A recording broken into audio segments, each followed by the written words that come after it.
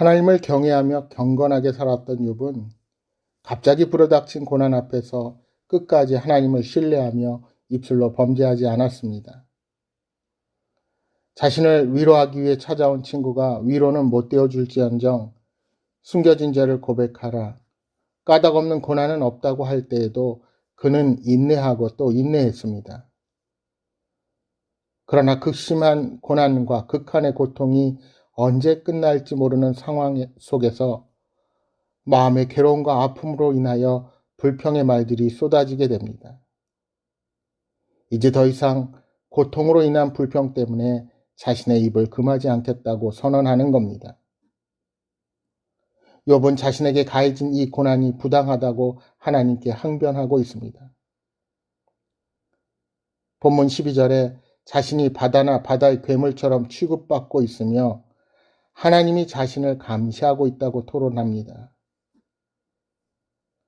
자신이 조금이라도 쉬려고 눕기라도 하면 하나님이 꿈에서조차 자신에게 고통을 주시고 놀라게 하신다고 원망하는 것입니다. 15절, 16절 말씀을 다시 보십시오. 이러므로 내 마음이 뼈를 깎는 고통을 겪느니 차라리 숨이 막히는 것과 죽는 것을 택하리이다. 내가 생명을 싫어하고 영원히 살기를 원하지 아니하오니 나를 놓으소서. 내 날은 헛것이니이다. 욥이 친구들 앞에서 처음 탄식할 때부터 간절히 원했던 것은 하나님께서 자신의 생명을 그만 끊어주시는 것이었습니다. 욥은 견딜 수 없는 고통 속에서 다시 한번 자신을 죽여달라고 하나님께 외치는 겁니다. 그러니까 욥은 하나님께서 자신을 지키시는 것이 복이 아니라 감시요, 통제하기 위해서 지켜보는 것이라고 생각하는 겁니다. 우리는 보통 하나님이 함께 하시는 것이 복이요, 나의 삶을 선한 길로 인도하시는 것으로 생각합니다. 그런데 욥이 말하는 바다나 바다 괴물이 무엇을 뜻하겠습니까? 하나님께서 만드신 질서들을 위협하는 세력들입니다. 하나님이 이 세상의 질서를 세우기 위해서는 이러한 어둠의 세력들을 통제하시고 제압하셔야 합니다. 하지만 욥은 하나님이 적대적 관계인 괴물들을 욥 자신과 동일시한다고 한탄하는 겁니다. 또한 노동으로 쉼을 얻어야 하는 밤에도 찾아오는 고통과 심적 압박이 안식의 시간에도 하나님이 감시하고 통제하는 것으로 느낍니다. 간신히 잠들어도 꿈과 환상을 통해 놀라게 하셔서 쉬지 못하게 하시는 겁니다. 이렇게 빈틈없는 감시와 적대감이 욥을 좌절로 몰아간 것입니다. 그래서 고난 중에 있는 자신이 안식할 곳이 이 땅에는 더 이상 없다고 고백하는 겁니다. 이렇게 살기보다는 죽음이 낫겠다고 고백하는 겁니다. 17절, 18절 말씀입니다. 사람이 무엇이기에 주께서 그를 크게 만드사 그에게 마음을 두시고 아침마다 권징하시며 순간마다 단련하시나이까. 여러분, 이 말씀은 어디서 많이 본 말씀처럼 보이지 않습니까?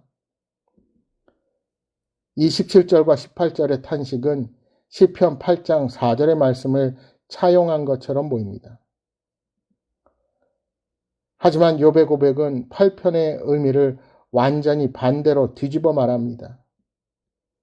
시편 8편 4절은 사람이 무엇이기에 주께서 그를 생각하시며 인자가 무엇이기에 주께서 돌보십니까? 라는 말씀입니다.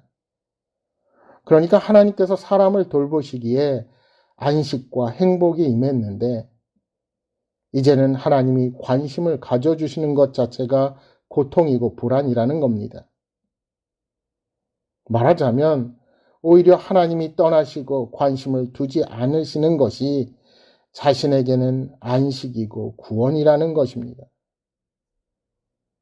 그러면서 19절 말씀에 하나님은 침을 삼키는 짧은 순간에도 자신을 놔두지 않고 공격하신다고 탄식합니다. 여러분, 시편 8편의 시편 기자의 고백은 우리의 인생을 기억하시고 존귀하게 대하시는 하나님을 찬양합니다. 하지만 여기서 욥이 말하는 하나님은 징계를 주고 위협하기 위해 그를 감시하는 분이라고 고백하며 탄식하게 되는 겁니다. 그래서 욥의 결론은 한마디로 내게 관심을 꺼달라는 것이지요. 계속되는 20절은 더 부정적인 비유로 탄식합니다. 사람을 감찰하시는 이여 내가 범죄하였던들 주께 무슨 해가 되오리까? 어찌하여 나를 당신의 관역으로 삼으셔서 내게 무거운 짐이 되게 하셨나이까? 욥이 자신을 관역 삼았다는 것은 마치 대적을 대하듯이 하나님이 자신에게 마구 화를 쏘시는 분이시라는 겁니다. 하나님께서 은혜로우신 분이시라면 설사 잘못을 저질렀다 하더라도 용서해 주시고 자비를 베푸셔야 합니다. 그런데 커다란 죄를 짓지도 않은 자신에게 이렇게 가혹하게 대하시는 이유를 알지 못하겠다는 것입니다. 그래서 이제 욥이 할 수 있는 일은 가만히 앉아 죽음을 기다리는 것뿐입니다. 자신에게 죄의 대가를 혹독하게 찾으려 하신다면 자신은 이제 흙에 누워 흙으로 돌아갈 것이라고, 이제 죽게 될 것이라고 강력하게 울부짖고 있는 것입니다. 여러분, 욥의 이러한 태도와 발언은 분명히 불평과 원망입니다. 그가 한 말들은 불경하다 여기기에 충분할 정도입니다. 그러나 그럼에도 불구하고 그는 하나님을 욕하고 배반하지 않습니다. 고통스럽다고 스스로 목숨을 끊거나 인생을 포기하려는 행동을 하지는 않는 것입니다. 왜냐하면 모든 고통에서 벗어나게 하는 것도 하나님의 주권이요. 그래서 그는 하나님께 간절히 매달리고 있기 때문입니다. 여러분, 살다 보면 이제껏 쌓아왔던 믿음이 무색해질 정도로 우리를 무너뜨리는 고난의 순간이 있습니다. 때로는 하나님의 함께하심이 복이요 기쁨이 아니라 나를 감시하시고 통제하시며 고통을 주기 위한 것으로 느껴질 때가 있을 것입니다. 그럴 때 그 마음 그대로 주님 앞에 내놓으십시오. 어떤 분들은 그러한 이해할 수 없는 상황에서 하나님은 없다 생각하고 하나님을 욕하고 저주할지 모릅니다.